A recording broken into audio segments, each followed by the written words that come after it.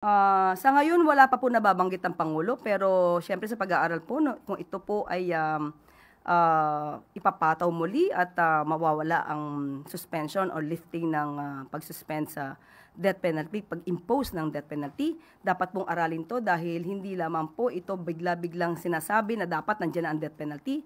Inaaral mabuti dahil po dapat malinis, mabuti, maging maayos. Itong tinatawag nating 5 pillars of criminal or justice system rather. 5 pillars of justice system.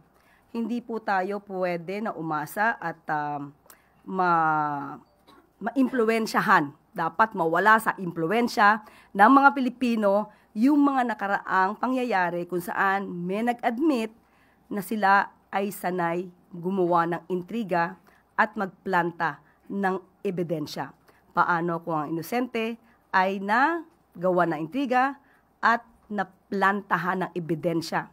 Death penalty ang maaaring ipataw. Kawawa naman po yung masasabi nating inosente. So, ang muling pagpapataw ng death penalty ay dapat inaaral ng malaliman.